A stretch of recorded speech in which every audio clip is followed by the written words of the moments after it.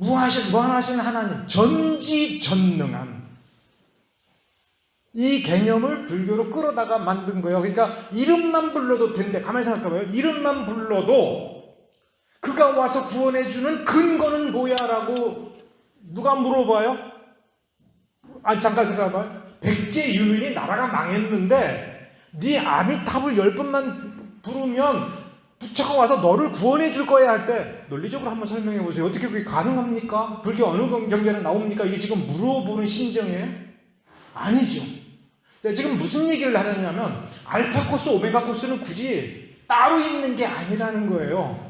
같은 종교가 딱 들어갈 때에 자기 입장에서 왕실에 있는 사람에서 이 나라를 다스려야겠다라고 하는 사람은 당연히 어디로 가요? 알파 코스로 가는 거예요. 교리 연구를 해야 교리에서 규칙, 법칙이 나오고 그 다음에 세계관을 제시하면서 이 세계가 이렇게 될 거니까 우리는 이렇게 하고 지금 이렇게 조직을 만들어서 이런 거를 해나가면 돼 할 때 어느 천년에 이런 얘기를 할 수 있어요?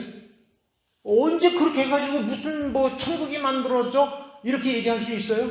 아니, 지금 나라를 다스리는데 하루하루가 과제가 있는 거예요. 나라는 하루하루 사람들을 어떻게 다스려서 그들에게 미래를 어떻게 보자라고 이야기를 하고 설득하면서 같은 세계관을 가지고 이 나라를 어떻게 발전시켜야 될 것인가에 관하여 지금 생각하는 게 중요한 거예요. 그렇죠? 그러니까 왕실 불교에서는 현실이 중요해요. 지금 종말론을 얘기하더라도 뭐가 중요한 거야? 종말이 저렇게 될 거니까 그러면 오늘 우리가 어떻게 해야 되지? 라고 할 때 왜? 이 나라라고 하는 행정조직, 전국이라고 하는 나라의 통치와 그 다음에 좋은 나라 백성들이 함께 나아가야 되는 한 걸음은 지금 중요한 거거든. 근데 절망에 빠진 사람은 오늘이 중요한 게 아니죠.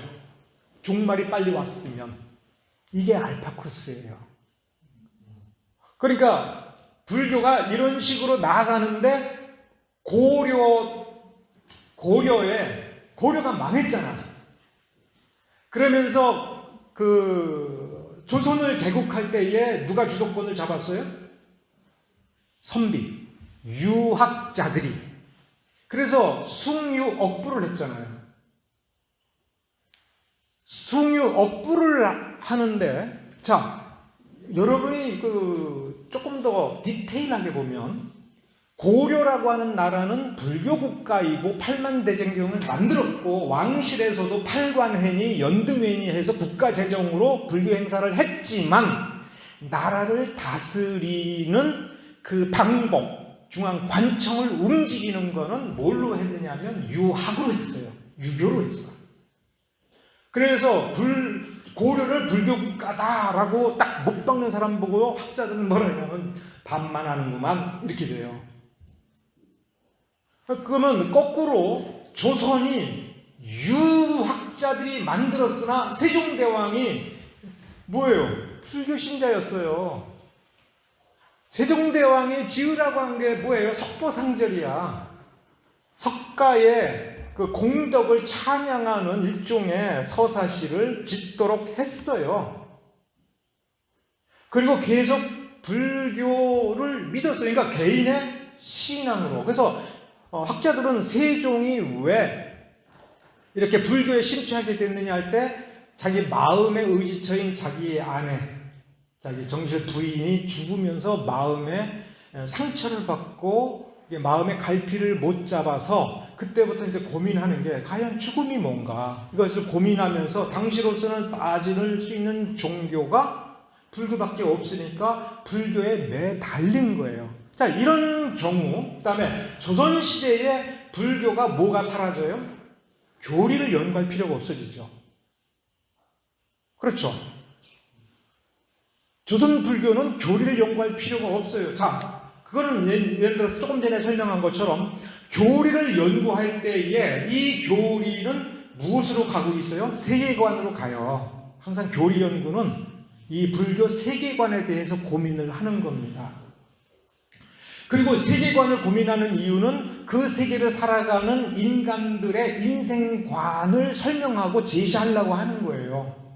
그러면 세계관을 얘기하고 인생관을 얘기할 때 왜 이것을 교리에서 나오느냐 할 때 그 사회 제도, 그 사회의 규범을 어떻게 정하고 그 사회에서 어떤 일을 어떤 식으로 해야 될 것인가에 관하여 설명하고 제시하려고 하는데, 이 쉽게 말하면 나라가 없어지고 불교 국가가 없어져 버렸을 때에 그러면 세계관이 무슨 소용이에요? 소용이 없게 되죠.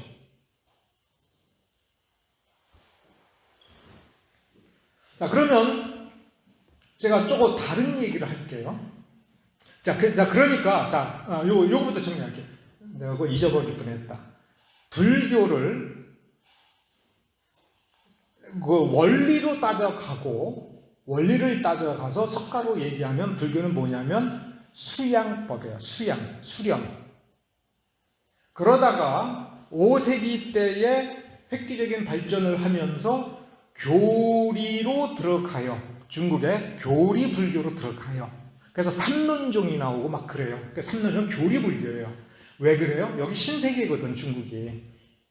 수많은 나라가 흩어져 있고 서로 막 전쟁하면서 도대체 이 나라를 어떻게 할 것인가, 이 세계를 어떻게 해야 평화롭게 통일을 하고 사람들이 행복하게 살 것인가에 관한 비전을 제시하려면 자기 교리를 연구를 해야 돼요. 그러다가 중국에서도 이 불교가 밀려나면서 신앙으로서의 불교만 강화되는데 여기에서는 교리도 필요 없고 논리도 필요 없고 내가 복만 받으면 되는 거예요. 그래서 이 하층민에게는 불교는 불교예요. 근데 세계관을 고민하는 사람에게는 불교 철학입니다. 그래서 오늘날에도 동국대학이나 이런 데서 강의하고 뭐 하는 사람들이 불교 철학이냐 종교냐 할 때 본질이 철학이라고 얘기를 해요. 요거를 생각을 해두면서 우리 다시 유교를 얘기해 봅시다. 여러분, 유학입니까 유교입니까? 제가 조금 전에 불교를 통해서 답을 했어요. 공자는 제자 백가 중에 한 사람으로서 유가라고 하지 않습니까? 그 팔을 유가라고 해요. 집가자. 그러니까 유학자들의 그 무리들 이런 거예요. 그러면 제자 백가가 뭡니까? 중국에서 제자 백가. 천추 전국시대는 수십 개의 나라들이 서로 전쟁해서 잡아먹고 잡아먹히고 막 이러면서 군주들은 뭐냐면 어떻게 해야 내가 부국 강병할까? 이걸 가지고 고민을 하는 거죠. 그러면 유가는 뭐 하는 사람이냐면 군주한테 가서 이렇게 하면 부국 강병을 이룰 수 있습니다 라고 썰을 푸는 거예요. 이 제자 백가들 중에 유가라고 하는 학파가 하나 있었던 겁니다. 그러면 유가는 뭐냐면은 공자는 왕후 장상의 씨는 정해져 있다. 그러니까 사람은 자기의 신분이 정해져 있다. 그래서 그 도리를 다 제대로 하고 이 본분을 벗어나지 않으면 이 세상은 태평해진다. 그러면 지금 세상이 전쟁을 하고 죽이고 죽고 싸우는데 그러면 비전이 뭐냐? 어떻게 하면 평화로운 세상이 될 수 있느냐? 옛날로 돌아가야 된다. 삼왕오제 시대로 되돌아가면 그대로 황제는 황제의 도리를 다하고 왕은 왕의 도리를 다하고 군주는 군주의 도리를 다하고 그 질서를 지키면 된다. 그러니까 유교적 질서를 이렇게 얘기한 거예요. 거기서 중요한 게 뭐냐면 왕은 왕의 씨가 왕을 하는 거예요. 그러면 자기의 그 신분적 질서가 있습니다. 그 순서는 어떻게 돼요? 황제 밑에 왕이 있고 왕 밑에 군주들이 있어요. 제후들이. 그러면 그 제후들을 도와주는 참모들이 누구예요? 공경대부예요. 경대부예요. 이들은 본분이 뭐예요? 무관입니다. 장군들이에요. 제후로서 공이 그 나라를 다스려요. 뭐 제환공, 뭐 이런 진묵공, 뭐 이런 공이라는 호칭이 들어가잖아요. 제후예요. 그 사람의 밑에 있는 이 사람을 도와주는 부하 참모가 경대부예요. 계급이에요. 그리고 이 경대부는 대물림을 하는 겁니다. 집안이 그 집안이어서 계속해서 그 집안이 되는 겁니다.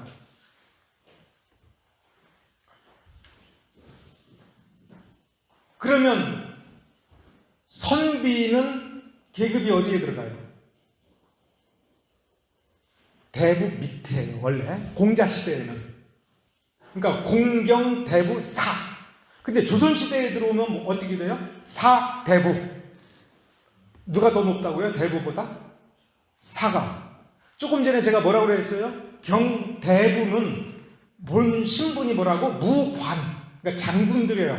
그러니까 그 시대에는 워낙 전쟁이 많은 시대니까 장군이 최고예요. 근데 장군이 칼만 쓰고 어렸을 때부터 기운만 쓰다가 보니까 머리에 들은 게 없어. 그러니까 행정을, 군대라고 하더라도 행정을 해야 되니까 이 행정엔 비서가 필요해. 그걸 누가 하겠다고? 유가들이 하겠다고. 그래서 경, 대부, 사, 선비. 선비는 문관, 참모예요. 전쟁 나는데 칼을 쓸 줄 모르고 활을 쓸 줄 모르고 입만 살아가지고 시키는 거 말만 잘하는 게 유가예요. 그러면 이제 사대부라고 해서 조선시대는 사대부 뭐 이렇게 얘기할 때는 그 대부 위에 계급이 돼버린 거예요. 그래서 문관이 무관을 통제해서 좌반이 우반보다도 높아서 장군들은 같은 직급이라고 하더라도 저 밑에서 그 계단 밑에서 항상 문관이 지배하는 겁니다. 예를 들면 강감찬 장군이 문관이에요, 무관이에요? 문관입니다. 서희가 거란족 침입에 가서 이게 색치혀로 거란족을 물리쳤는데 그분이 문관입니까? 무관입니까? 문관이에요. 이순신 장군이 계속해서 좀 냉대를 당했잖아. 왜 그래요? 무관이라서 그래요. 이순신 장군이 무과 급제자잖아요. 문과 급제자가 아니잖아. 이순신 장군이 그 조선시대에 가난한 집안에 태어나서 입신양명을 하려면 원래 어떻게 했어야 되느냐 하면 빨리 직책을 부여받아서 월급이 나오는, 녹봉이라고 하잖아요. 월급이 나오는 직책은 묵과예요. 그래서 묵과를 급제를 해서 공직생활을 해서 월급을 받아서 생계를 해결하면서 빨리 다시 문과를 준비해서 문과 급제를 해야 돼. 그래야 출세 코스가 되는 거예요. 근데 문과만 됐잖아. 그러니까 문과 급제자는 항상 밟아버려요, 문과를. 자, 여러분 맹자는 어떤 사람이에요? 맹자와 공자의 차이. 공자는 씨가 정해져 있으니 자기 가문이 원래 속한 계급에서 벗어나지 말아야 해요. 맹자는 학교 다닐 때에 맹자는 성선설 이렇게 얘기하잖아요. 그러니까 맹자가 왜 성선설을 얘기했는지를 알아야 돼. 맹자는 성선설이야. 그러니까 사람은 누구나 선한 성인이 될 수 있는 자질을 갖고 태어났어. 그런데 그가 왕이 됐어. 근데 악해. 그럼 어떻게 해야 돼? 공자는 어쩔 수 없지 뭐. 그 하늘이 정한 이치를 우리가 이 천지간의 이치를 뒤집어 엎어버리는 게 밑에 사람이 할 일이 아니지. 신하가 어떻게 왕을 바꾸나. 이것 때문에 이 춘추 전국시대에 이 혼란이 벌어졌으니 이거 그래서는 안 돼. 이게 공자예요. 근데 그보다 조금 뒤에 태어난 맹자는 무슨 소리야? 사망 오제 때도 한번 봐봐. 왕 같지 않은 게 왕 자리에 앉았고 황제 같지 않은 자리에 황제 자리에 황제 같지 않은 게, 그리고 사람을 선으로 대해야 되는데 악한 사람이 앉았어. 근데 원래 사람은 성인이 될 수 있는 선한 자질을 가지고 태어났는데 저 사람이 악한 거는 뭐 한 거야? 자기 개발을 안 했어. 자기가 왕이 되어야 될 사람인데 왕도를 갈고 닦아서 그 그릇에 맞게끔 자기가 성장했어야 되는데 안 했어. 어떻게 해야 돼? 잘라버려야 돼. 신하도 왕을 잘라버릴 수 있다. 이게 맹자 사상이에요. 이 사상을 부각을 시키면서 유학의 근본 질서를 바꾸어 버린 게 12세기에 등장한 주자학입니다. 그러니까 주자학이 뭐냐면 원래 공맹 같은 사상이 있었는데 공자만 강조를 했던 거예요. 맹자는 거북한 거야. 맹자 가르치면서 야, 내가 선생이고 당신은 제자지만 당신이 보기엔 내가 선생 같지 않으면 나 잘라버려라. 네가 나 잘러. 이런 식으로 가르칠 수 있어요? 그렇게 가르치면 대단한 사람이죠. 근데 왕이 내가 왕 같지 않으면 신하 너희들이 나 잘러. 나 사용시키고. 그리고 다른 사람 너희들이 보기에 좋은 사람을 왕으로 세워. 이렇게 말을 하기가 어려운 시대가 몇백 년이 흘러온 거예요. 근데 12세기에 와가지고 이 명나라 때에 이게 사상의 흐름이 바뀌어져 버린 거야. 그러면서 잘라야 된다 한 거예요. 이게 주자학이에요. 12세기면 조선 건국이 몇 세기예요? 14세기 말이잖아요. 1392년. 그러니까 조선 유학자들은 뭘 배운 사람이에요? 주자학을 배운 사람이에요. 그게 조선으로 와서 조선 성리학이 된 거예요. 그러니까 이 사상을 그대로 가져가면 뭐예요? 왕이 왕 같지 않으면 잘라버려. 그런데 이 사람들이 고민을 한 거예요. 그래서 역성혁명을 한 거예요. 고려 왕을 잘라버리고 이성계를 왕으로 세우는 건 맹자 이론에 맞아. 근데 이대로 해버리면 그 다음에 수시로 왕 잘라버리는 거 아니야.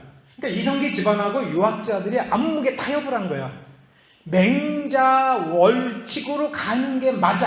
그래서 조선을 건국해. 하지만 가만히 생각해보니까 이거 부담스러워. 그러니까 더러 공자하자. 맹자를 조금 숨기고 공자를 드러내자 하면서 조선 성리학이 나온 거예요. 대신에 여기서 암묵의 타협이 조선은 왕은 안 바꿔. 왕의 성은 다시는 안 바꿔. 맹자 원리대로 바꿀 수 있어. 언제든지 바꿀 수 있어. 노비라도 됨됨이가 되면 왕으로 세울 수 있다? 이게 맹자라는데 이건 너무 골 때리는 거예요. 이렇게 되면. 그러니까 왕의 성씨는 다시는 안 바꾼다. 대신에 아니되옵니다 하면은 안 되는 거예요. 이해가 됐죠? 자, 여기서 우리는 유가가 맨 처음에 공자, 맹자 때 뭘 고민한 거예요? 이 세상의 질서를 고민을 했죠. 그러면 뭐예요? 기껏 얘기해봐야 통치술이야.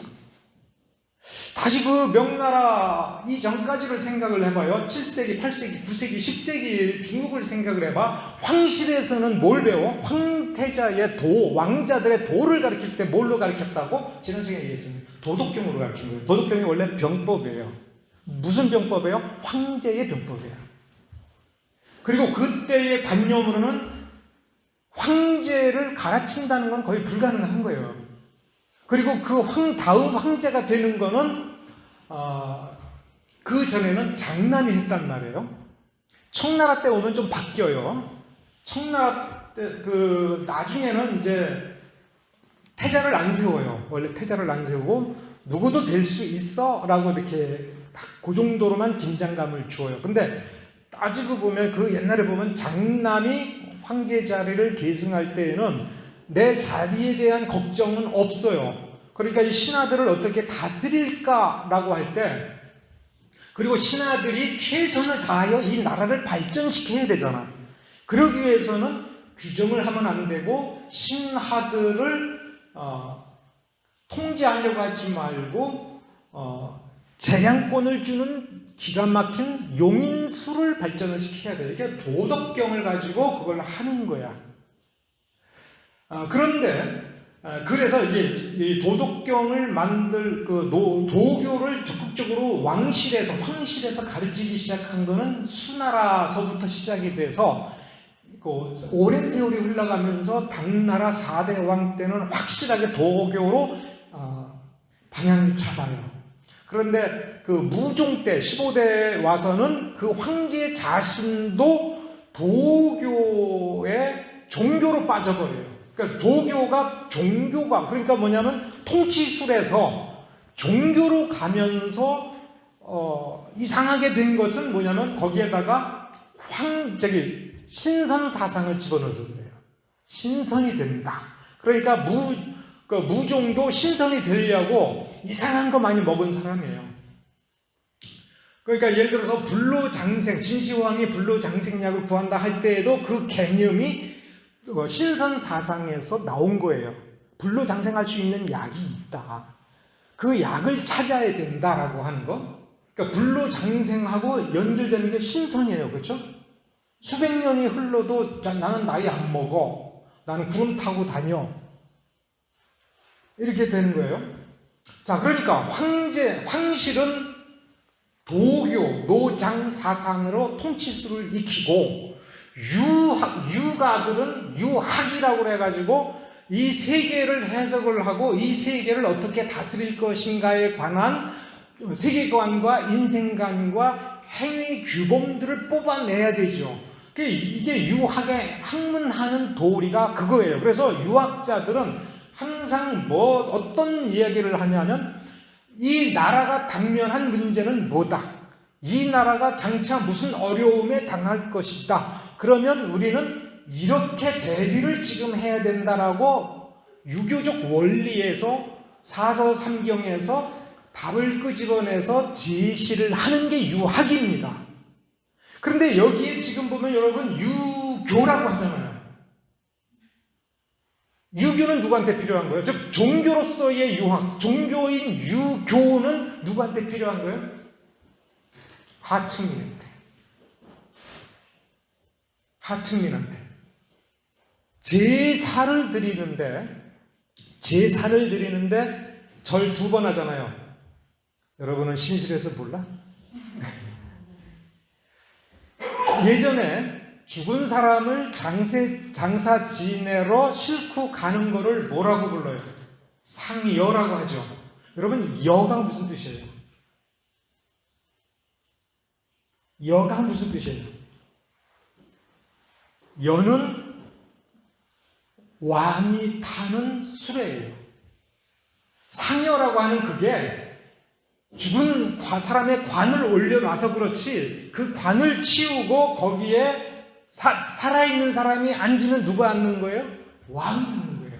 왕이 행차할 때, 먼 거리 행차할 때 사람들이 어깨에 메고 가는 거예요. 왕을 만나면 특히 예식이 아닌 그냥 평상시에 왕을 만나면 절을 몇 번 하게 돼 있어요? 2번. 자, 그러면 죽은 사람한테 무슨 취급을 해주는 거예요? 왕 대접을 하는 겁니다. 상여를 메고 나가는 거예요? 왕 대접을 해주는 거예요.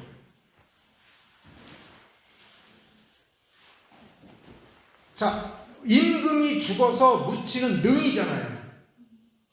그 다음에 일반 사람들이 죽어서 묻히는 건 묘잖아요. 기본 구성은 어때요? 똑같아요. 사이즈만 달라요. 그러니 죽은 사람에게 묘자리를 쓰면서 어떻게 해주는 거예요? 왕 대접을 해주는데 작은 왕 대접을 해줘요. 왜? 왜? 2가지로 보통 얘기해요. 첫 번째, 해코지해하지 마라. 우리가 이렇게 너를 왕 대접해주니 죽어서 귀신 돼가지고 우리한테 복수하지 마라. 이게 부정적인 의미의 하나고, 긍정적으로는 제발 복 좀 타오.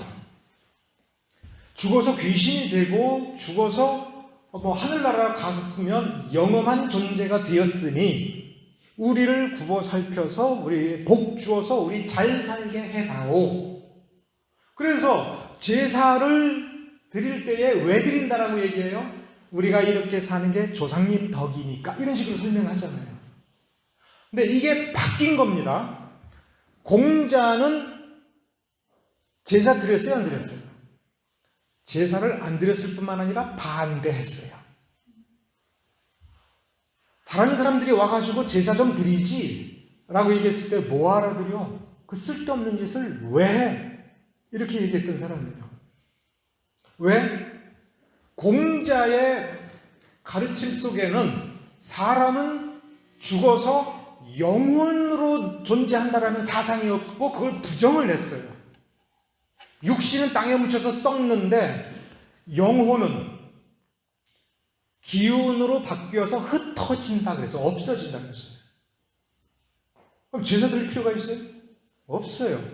그런데 이제 나중에 유학자들이 제사를 드려요. 제사를 드리기 시작을 해요. 왜? 질서를 잡으려고. 그러니까 여러분 지금 우리나라에서 사람들이 그 문중에서 제사를 드리는 건 왜 드리는 거냐면 질서를 잡느냐고 하는 거예요. 그러니까 와서 예를 배울 뿐만 아니라 질서를 배우는 거예요. 그래서 촌수를 몇 따져요? 사람과 사람 사이에 거리의 질서를 잡는 거예요. 너하고 그러니까 이분하고 나는 1촌 관계, 이분은 2촌 관계. 그러니까 1촌 사이에 내가 보여드릴 예법과 2촌 간의 예법이 다르며 3촌은 그만큼 3배로 멀잖아요. 4촌은 더 멀어요.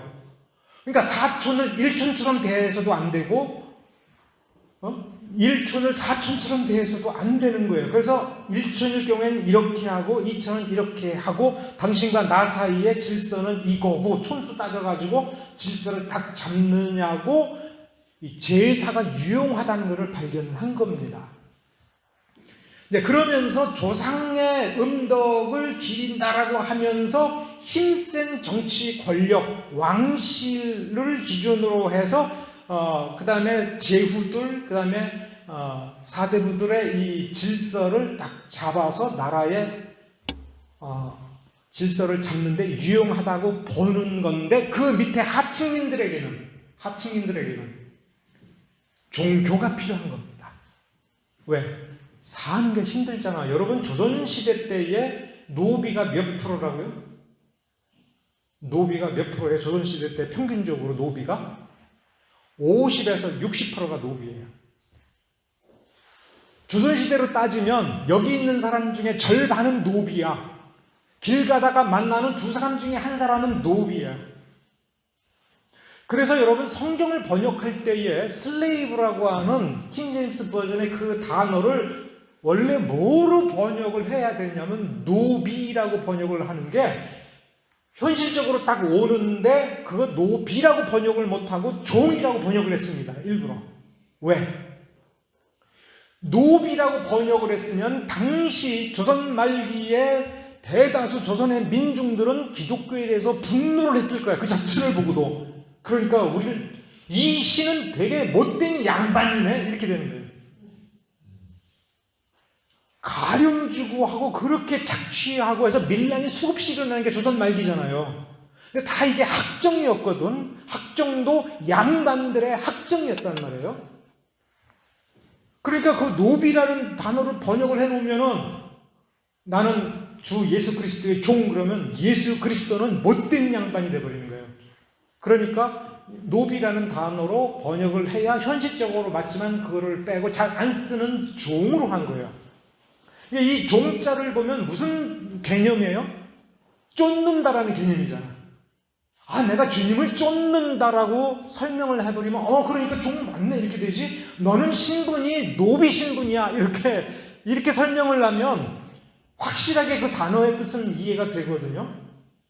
내가 정말 이 주인 밑에서 노비로서 그렇게 비참하고 그렇게 고통스러운 대접을 받으면서 찍소리 하나도 못하는 그런 관계. 우리 주님은 그런 거야. 그럼 뭐가 설명이 쉬워요? 우리 주님의 주권을 설명하니까 굉장히 쉬워. 이게 좀 오해 여지가 크지만 근데 부작용이 너무 큰 거예요. 그래서 종으로 바꾼 거예요. 근데 그런 사람들에게 있어서 이 현실에서 느끼는 불만을 그대로 폭발시키면 안 되니까 필요한 게 뭐예요? 종교예요. 자, 그러니까 불교도 그렇고 유교도 그렇고 원래 존재할 때의 존재 목적에서 계속 시대가 바뀌니까 그 원리도 바꾸지요. 유교의 원리를 바꾸는 거예요. 자, 다시 한번 이런 예를 하나 들어볼게요. 우리가 조선시대 혹은 조선 말기 혹은 해방 직후에도 어떤 동네에서는 서당에 다니잖아요. 아이들이. 서당에 왜 다녀요? 글자 배우러 다니잖아요. 그렇죠? 그러면 그 유명한 그 어구가 있잖아요. 서당에 가면 제일 먼저 뭘 배워요? 몇 글자? 하늘천 따지 거무련 누루황 지부 집주 넓을홍 거칠황. 저도 요 정도밖에 몰라. 이 글자가 무슨 글자예요? 왜 천지, 현황 이걸 왜 배워요? 왜 천자문을는 당연히 글자 배우느냐고, 기본 1000글자를 배우면 좋으니까 배워요. 그러니까 이 천자문을 띈 다음에 동몽선습을 배울 수도 있고, 과거를 보고 싶은 사람은 빨리 논어, 맹자, 이렇게 사서삼경으로 들어가요. 선생을, 좋은 선생을 구해가지고. 근데 여기서 의문은 왜 천자문이 하늘천 따지로 시작하냐 이거예요. 여러분, 그 글자가 무슨 글자인지는 아세요? 천지현황, 우주홍황은 사서삼경 중에 가장 어려운 주역의 핵심 사상이에요. 여러분, 주역 그러면 뭐가 딱 떠올라요? 점치는 거. 그렇죠? 주역을 놓고 주역 공부해가지고 점치잖아요. 자, 점은 누구한테 필요해요? 미래가 없는, 오늘 우리의 현실에서 미래를 설계할 수 없는 사람에게 점이 필요한 거예요. 그러면 점은 왜 주역 보고 점을 쳐요? 우주가 어떻게 작동하는지를 설명한 게 주역입니다. 그래서 주역에서 음양, 오행설이 나오고 팔쾌가 나와요. 팔쾌는 방위입니다. 그러니까 방위라고 하는 건, 자, 그러니까 주역은 하늘은 어떻게 생겼고 땅은 어떻게 생겼는지, 이 하늘은 뭐하며 땅은 무엇하는 거며 사람은 하늘과 땅 사이에 어떤 존재로서 살아가는지를 굉장히 넓은 스펙터클하게, 영혼에서 영혼으로 이어지듯이 그 세계와 질서와 나라의 흥망성쇠를 설명할 수 있는 틀로서의 세계관을 제시하는 겁니다. 그러니까 세계가 어떻게 움직일 줄 아는 이 지식이 하층민들에게는 뭐가 필요한 거예요? 아, 그러니까 내가 어떻게 하면 복 받아? 어떻게 하면 내가 불행한 일을 피할 수 있어? 이걸로 족한 거예요. 왜? 내가 현실에서 여러 가지 것들을 움직일 수 있는 힘이 나한테 없고, 이 세계가 실제로 작동하는 이 질서 속에서 나는 하층민으로서 이용당하고 팽당하는 이 존재일 수밖에 없어요. 그러니까 내 운명을 놓고 보면 암담해. 그러면 여기서 내가 잘 살기 위해서 뭐가 필요해요? 날벼락이 필요한 거예요. 날벼락 같은 복이 팍 쏟아져가지고, 혹은 어디 가면 네가 귀인을 만날 거야. 그 사람 잘 잡으면 너는 복 받을 거야. 야, 너를 보니까 너는 쇠의 기운을 타고 났네. 이게 중요한 게 아니에요. 그러니까 어떡하라고? 목의 기운을 타고난 여자를 만나면 돼. 아, 그래. 그 여자 어디 가서 만날 수 있어요? 그러면 우리 자식이라도 좀 편하게 되겠네? 라는 꿈이 필요한 거예요. 이거를 뭘로 주는 거예요? 이게 종교가 주는 거예요. 우리가 흔히 얘기하는. 정확히 얘기하면은 이게 기복신앙이라고 하는 거. 그러니까 종교라고 하는 전체 틀 중에 기복신앙에 해당하는 건 누구에게 필요했던 거예요? 하층민들에게 그날 하루하루를 살아가면서 그래도 복권을 사가지고 안 될지를 알지만 복권을 사가지고 딱 품는 그 순간은 기분 좋대요, 사람들이. 그러니까 일주일이 행복하대. 왜? 될지도 모르니까. 그냥 안 됐을 때는 또 뭐라고 그래요? 나 원래 안 돼. 그렇지만 그렇게라도 살고 싶은 사람. 이건희가 복권 사겠어요? 네?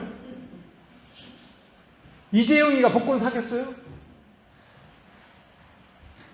아니, 그냥 가만히만 있어도 시간을 째깍째깍 흘러가면 그만큼 수백억의 돈이 그냥 오는데, 주식 배당, 이 배당만 해도 몇백억이 그냥 들어오잖아요. 그건 자기가 일해서 오는 게 아니야. 그냥 앉아도 와. 출근 안 하, 그 돈 벌으려고 애쓸 필요가 있어요, 그 사람이? 응? 자, 이재용쯤 되면, 여러분이 이재용이라고 그러면은 삼성전자를 어떻게 해야 돈 많이 버는 회사를 만들까? 그거 여러분 고민할 것 같아요? 응? 여러분이 됐으면 할 때는 그거 고민하겠다. 그래서 더 세계적인 기업을 만들겠다. 여러분, 세계적인 기업은 누가 만들어요? 그 회사 사원들이. 세계적인 기업으로 더 수익률이 높은 회사로 만드는 데에 애쓰는 전무 부사장 사장들이, 전문 경영인들이 그렇게 세계적인 기업으로 발전시킴으로써 성과급을 받아서 더 어마어마한 돈을 성과급으로 받을 소망 있는 사람은 어떻게 해서든지 이 회사를 더 발전시키려고 하겠죠. 그들이 그렇게 애를 쓸 텐데 이재용이 뭐하러 회사를 발전시키려고 애를 쓰겠어요? 그 레벨에서는 뭘 생각해요? 이 나라를 어떻게 바꿀까? 이 나라가 어떻게 발전을 하고 사회 시스템이 어떻게 되는 것이 좋을까? 그러니까 이 당대의 뛰어난 학자들을 불러서 세계 경제가 어떻게 흘러가고 그러면 한국은 앞으로 10년 내에 어떻게 될 것인지를 연구하는 경제학자 불러가지고 토론하고 세미나 들으면서 그러니까 내가 이걸 준비하면 되겠구나. 내가 이렇게 하면 이 민족이 더 이렇게 발전하겠구나라고 하는 어느 부분에서 자기가 나는 이쪽으로 가겠다라고 하는 그런 생각을 하겠죠. 그러면 이재용이가 그런 꿈을 꾸면, 난 지금 칭찬하는 거 아니에요. 그 레벨에서 무슨 생각을 하느냐예요. 옛날에는 이건 누가 고민했던 거예요? 황제, 왕, 그의 참모들이 어떻게 하면 이 나라가 더 부국강병이 이루어질 것인지, 혹은 이 나라, 이 체제가 유지되면서 우리 가문이 이 기득권을 계속 유지할 것인지, 그러기 위해서는 이 사회에서 저 밑에서 지금 치고 올라오는 저놈을 잘라야 되는지, 걷어차야 되는지, 붙잡아서 같이 가는 게 좋을지, 이런 거 고민을 하겠죠. 이런 과정에서 뭐냐면 분단이 생겨버린 거예요. 그러니까 원래는 하나예요. 하나인데 세상이 바뀌니까 그 원리를 바꿔버려요. 공자의 원리에서 맹자의 원리로 가요. 그래서 주제학이 나와요. 중국에서는 우리나라 임진왜란이 일어나기 직전에 뭐가 나와요? 양명학이 나와요. 왜 양명학이 나와요? 주자학으로는 안 되겠다는 거예요. 세상이. 주자학으로는 안 되겠다. 청나라가 들어와서, 그러니까 임진왜란이 끝나고 얼마 있다가 명나라가 망했잖아요. 그러면 만주족이 들어와가지고서 중국을 다 통일을 해버려요. 그게 후금이 들어와가지고 청나라를 세웠어. 그러면 학문이라고 할 때에 명나라는 한족이고 청나라는 만주족이란 말이에요. 그러면 명나라 학문을 그대로 받아들이겠어요? 그래서 뭐가 필요한 거예요? 중국이 원래 가지고 있던 이 유교 사상을 그대로 받아들여서는 안 되겠다. 왜? 명나라 망했잖아. 우리한테 망했잖아. 근데 이 망한 나라의 학문을 왜 그대로 고수를 하겠어요? 근데 얘가 왜 국력이 쇠해져가지고 한때 그 오랑캐라고 뭐 그렇게 멸시하던 그 만주족에게 나라가 멸망을 당했다면 뭐가 문제였는지, 그러니까 뭐가 필요해요? 얘네 뿌리부터 보겠다. 그러니까 청나라에 들어와가지고는 얘네 뿌리부터 보겠다. 이 유학의 뿌리부터 보겠다. 그러면 16, 17세기에 그 뿌리가 어디에 있어요? 돌에 새겨진, 비석에 새겨진 뭐요? 10분만. 네, 그래요. 10분만 쉽시다.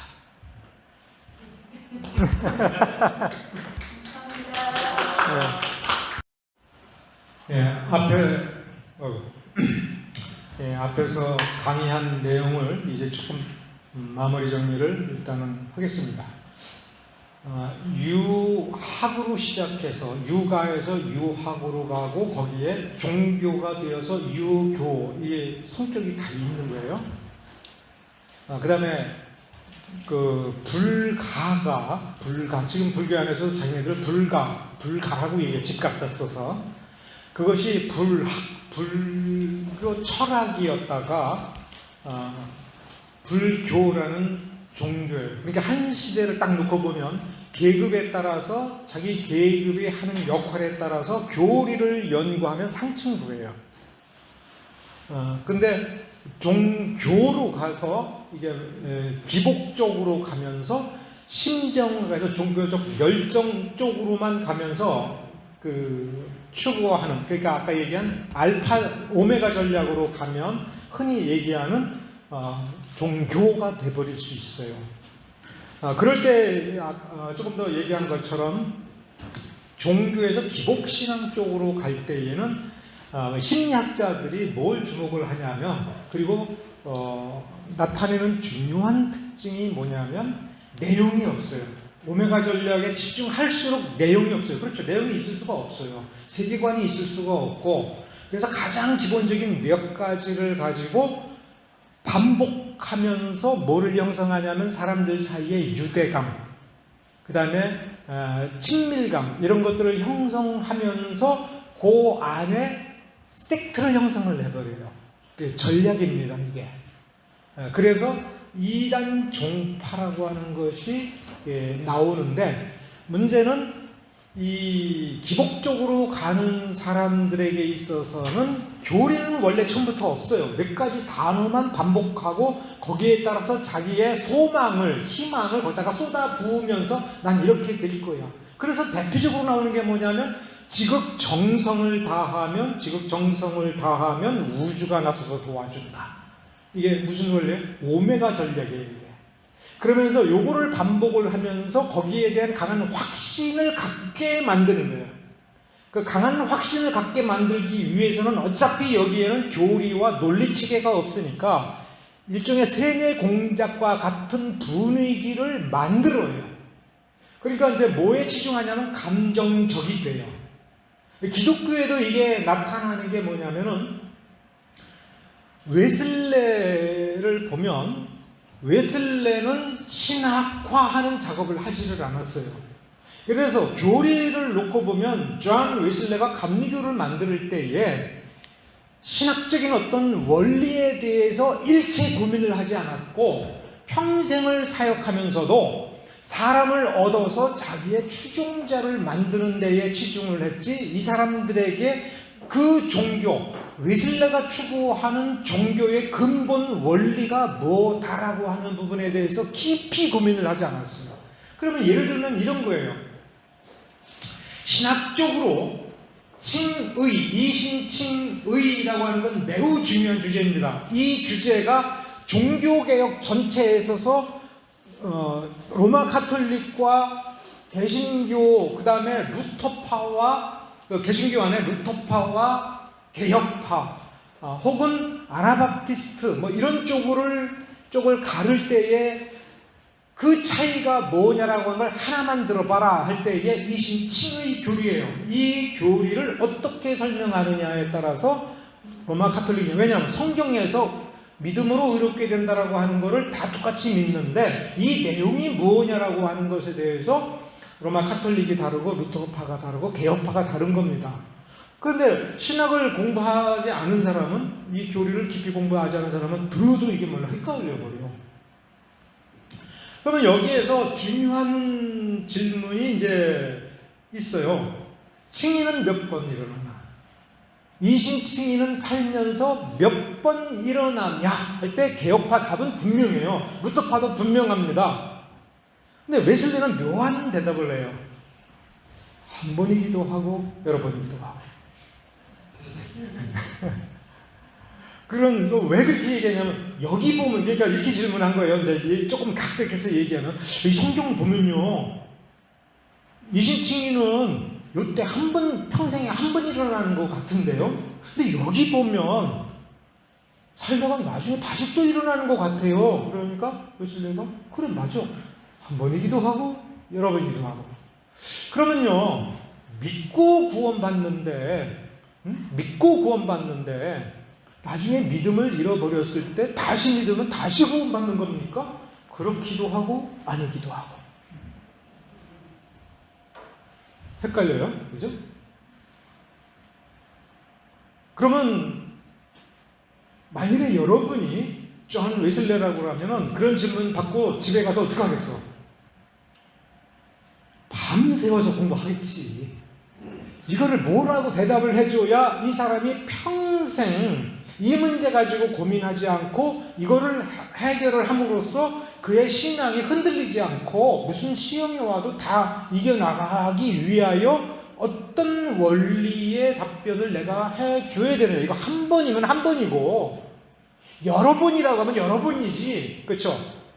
여러 번 일어나는 거야. 이거 얘기하고 한 번이기도 하고 여러 번이기도 하고라는 대답은 이건 여러 번이라는 말하고는 틀리죠. 그거 느끼잖아. 그럼 이게 신학적으로 지금 자기가 무슨 대답을 해야 될지 모르는 거예요. 그 다음에 웨슬레는 감리 교단을 만들었어요. 그죠? 교파를 만들었어요. 그럼 뭐가 필요해요? 교회론이 필요해요. 교회를 어떻게, 교회의 정의를 내리고 교회의 질서를 어떻게 해야 되는지에 대한 깊은 고민이 필요해요. 웨슬레가 앵글리칸은 죽었다 그런 거예요. 앵글리칸은 죽었다 그런 거예요. 근데 앵글리칸의 교회 제도를 그대로 가져와서 썼어. 그럼 어떻게 돼요? 어떻게 될 것 같아요? 교회 제도는 무색무취한 일종의 제도이기 때문에 누가 써도 상관이 없는 거다.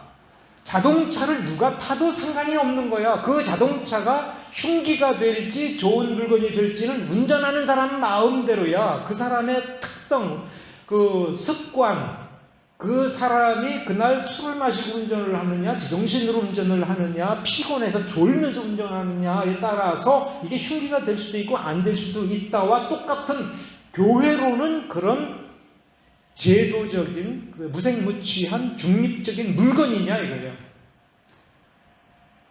이 질문 자체도 신학적으로 고민을 해봐야 되는 거예요. 그렇죠?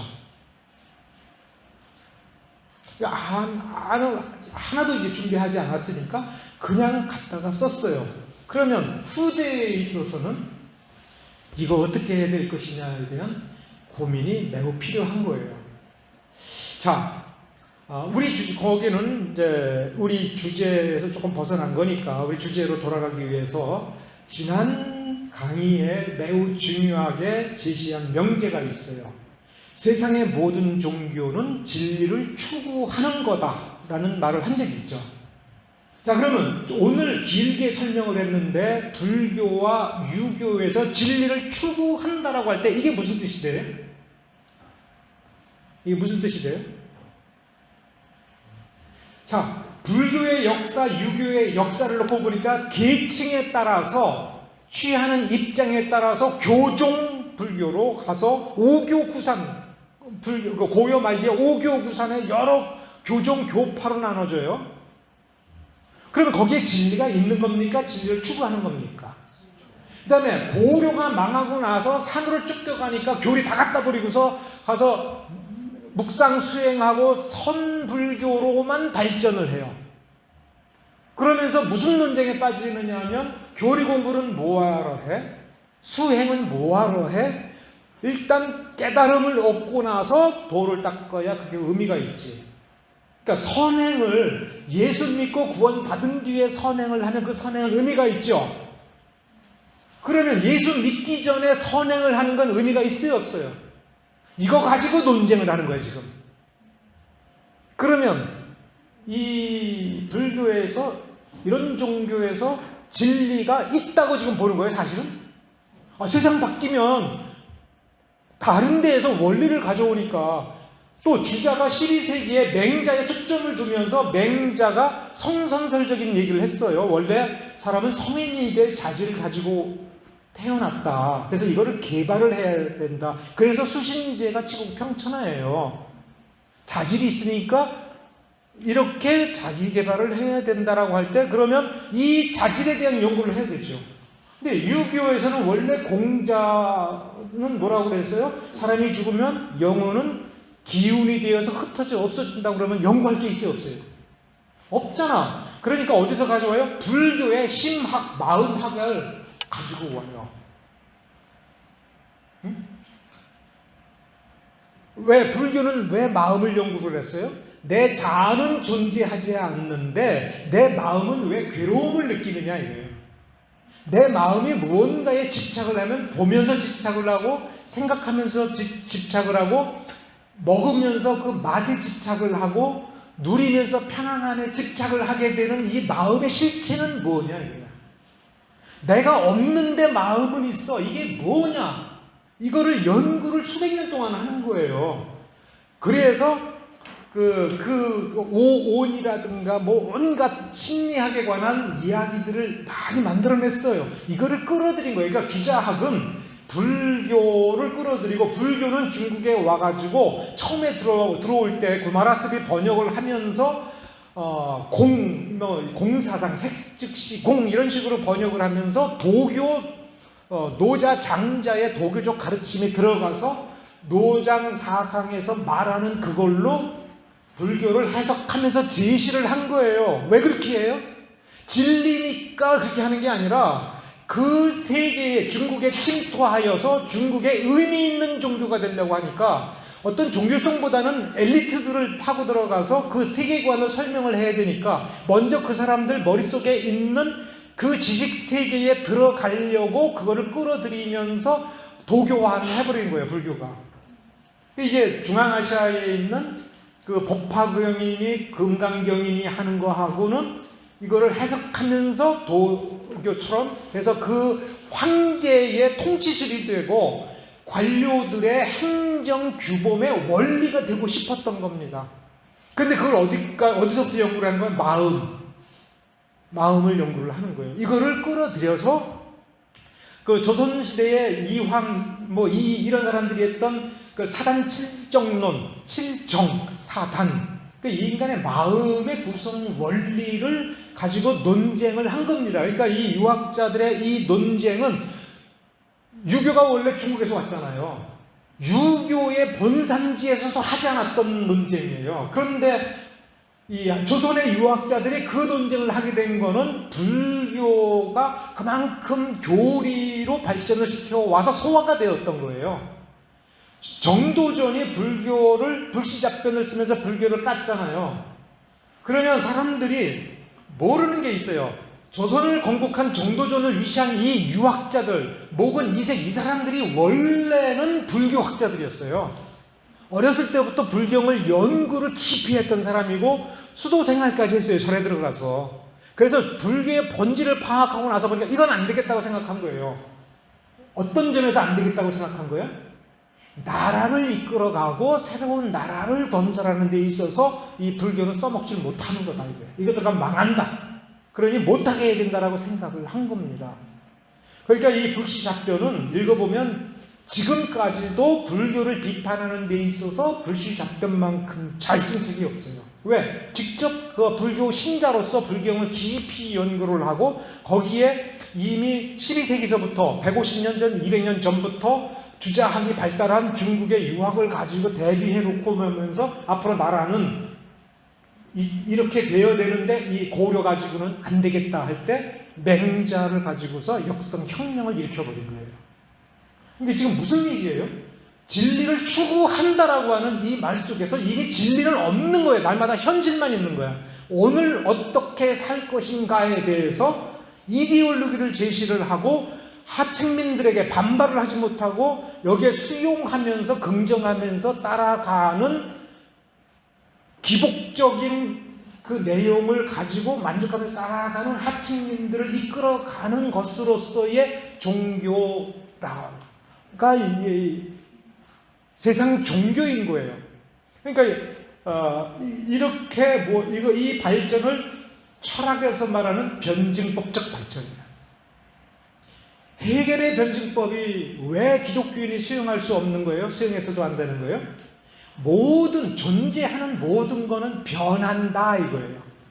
존재하는 모든 것이 변한다는 말에는 뭐가 부정이 되는 거냐면 영원 불변한 진리도 부정이 되는 거고, 해겔의 혹은 칸트의 철학에서 신이라고 하는 존재는 마찬가지로 변할 수밖에 없는 존재예요. 신도 변하는 거예요. 자, 그럼 어떻게 돼요? 구원도 변하는 거예요. 구원이 변한다는 건 무슨 뜻이 돼버려요? 내가 구원 받았어. 그것은 내가 어제 혹은 10년 전에 구원 사건을 경험했다는 얘기야. 그러면 지금 그 구원이 변해요, 안 변해요? 변한다라고 단정을 해버리는 거예요. 그러면 내일 어떻게 될지 어떻게 알아요?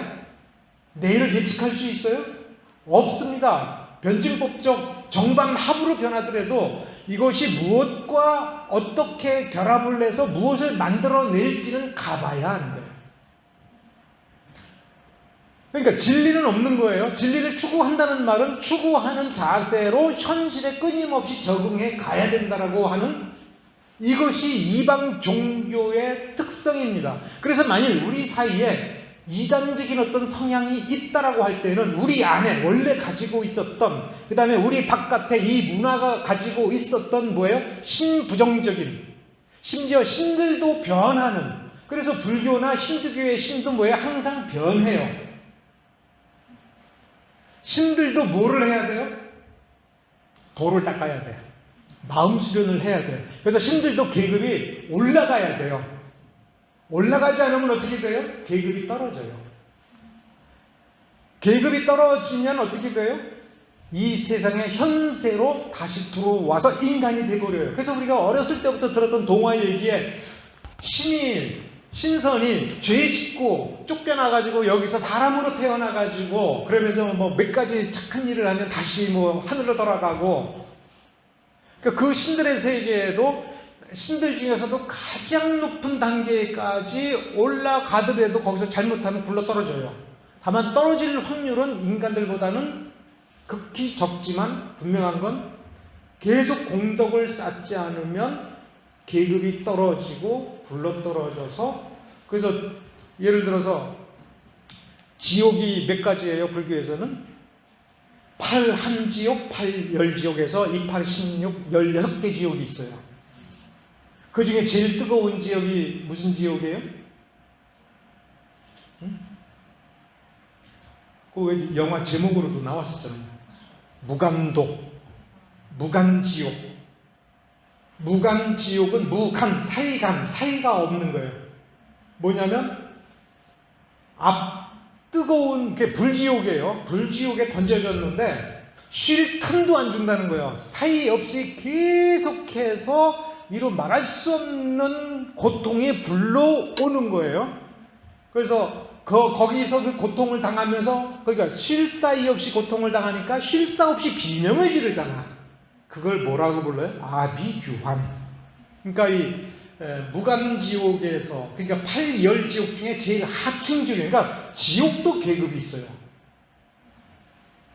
이 얘기를 하는 게 또 왜 하냐면은, 여러분, 모든 지옥 중에 가장 밑바닥에, 가장 뜨거운 지옥 중에서도 가장 밑바닥에 있는 이 불지옥이 성경에서 나오는 뭐예요? 풀무불로 심판하시라.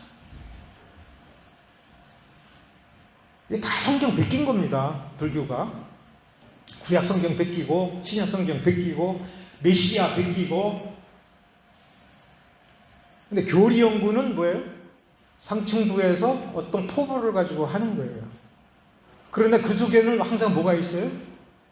고정된 영원이라고 하는 실체는 없다. 신들도 변한다. 바뀔 수밖에 없다. 공적을 쌓아서 매일매일 뭔가 선행을 해서 이 공덕이 계속해서 남아 있어야 된다라고 하는 이 전제형. 이거를 이단들은 이 바깥에 있는 거를 끌고 들어와서 기독교인 척을 하는 게 이단입니다. 자, 그러면 이제 이 질문을 한번 해볼게요. 이제 기독교로 들어와서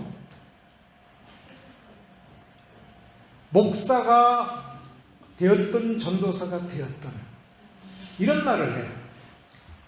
예수님은 하나님이 되었다.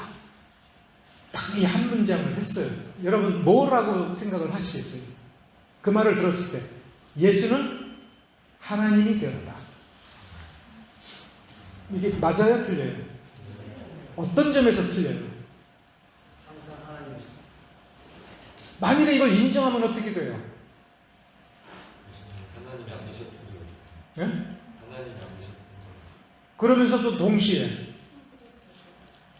예수님이 존재하지 않았던 때가 있는 거예요. 왜? 태어났으니까. 마리아에게서 태어남으로 예수 그리스도가 탄생하고 나중에 신이 되었다면 기독교는 원래 신이 몇 개예요?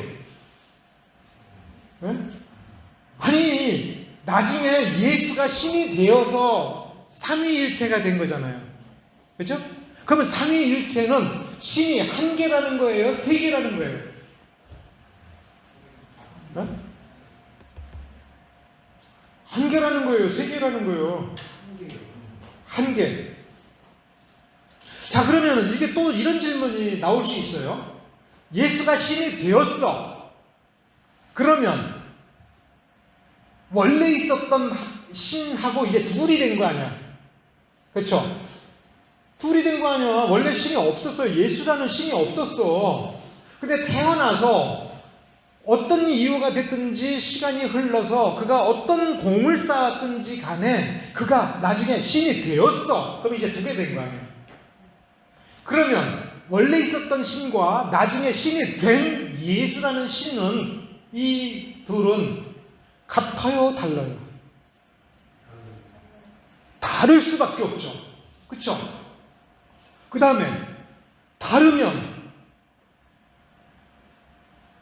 똑같은 게 둘이에요?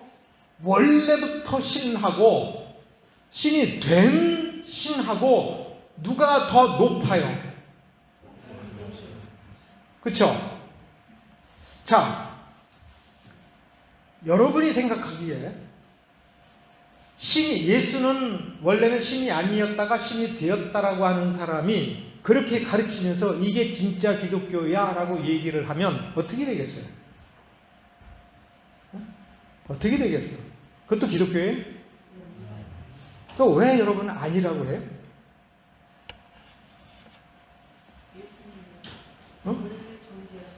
그러니까 설명 좀 한번 여러분이 아는 대로 한번 해봐요. 왜 그건 틀렸다고 하는 거예요?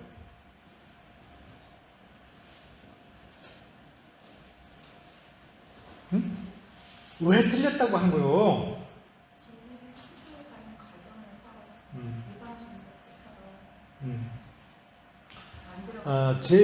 제가 강의를 너무 장황하게 했나 봐. 그래가지고 내 질문에 대해서 굉장히 많은 것들을 지금 생각하느냐고 머리가 복잡하신가 봐. 근데 때로는 질문 탁 받으면 근본으로 기본으로 들어가야 돼. 그렇죠? 성경에 하나님이 몇 개예요? 하나요. 구약에 분명히 그렇게 쓰고 있죠. 우리 하나님 여호와는 한 분이신 하나님이에요. 근데 신약 성경에는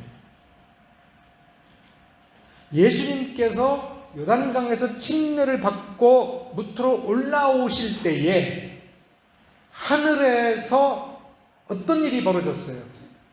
음성이 났지. 이는 내 사랑하는 아들이다 라는 소리가 하늘에서 났고, 그 소리 나는 것과 예수님 사이에 어떤 일이 있어요? 비둘기같이 성령이 임하셨지. 그렇죠? 자, 그러면 그 순간, 역사적으로 실제하는 그 순간에 수직으로 하늘에 아버지 하나님이 계시고 성령은 그 사이에서 내려오고 계시고 예수님은 거기에 밑에 요단강에서 올라오고 계셨지. 같은 시간에 같은 장소에 세 분이 존재한 거 아니야. 신약이 있죠. 그러니까 우리가 구약과 신약을 둘 다를 경전으로 받아들이게 되면 하나님은 몇 개야? 이렇게 내가 자꾸 개라고 하는 거는 이제 이해하기 쉽게 요 용어를 쓰는 거예요. 구약을 보면 하나고 신약을 보면 세 개야. 그렇죠? 그러면 몇 개야라고 물어보면 이제 몇 개라고 대답을 해야 돼요. 하나이기도 하고 세 개이기도 하고. 그렇잖아. 이게 문제가 될까요? 한번 생각해 보세요.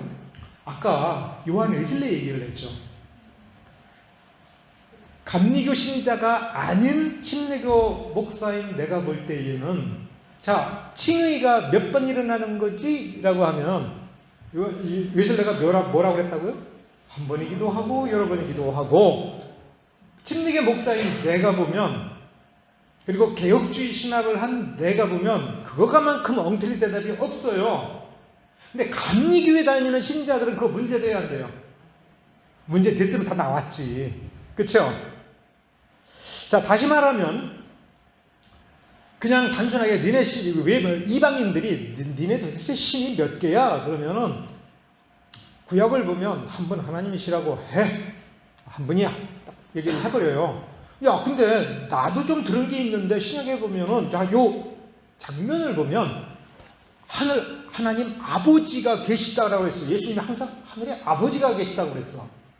그리고 성령이라는 별도의 명칭도 있어.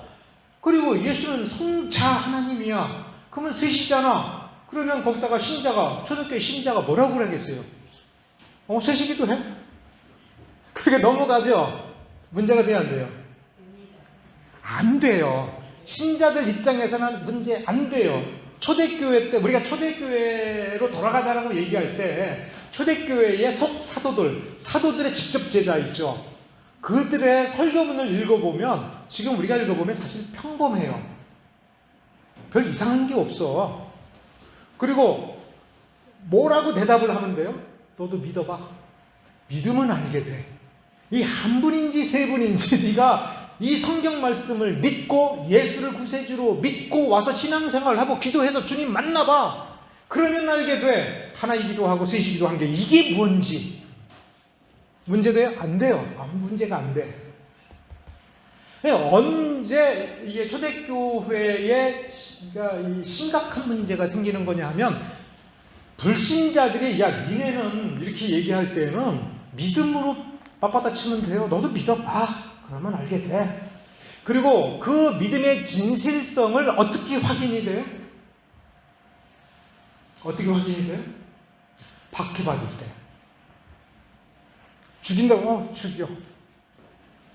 사자우리에 이 신자들을 던졌을 때에도 그러면서 네가 네 믿음을 부정하면 살려줄게 할 때 아니야 나는 죽겠어. 그냥 물려 죽겠어.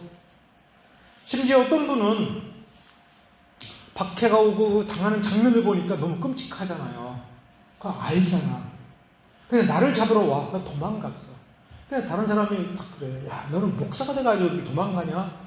너 도대체 믿음이 있냐? 하니까 스스로 너무 부끄러워. 그러니까 다음번 박해가 오니까 자 먼저 갔어. 나 목사야. 나 잡아주시오. 그래서 죽었어. 응?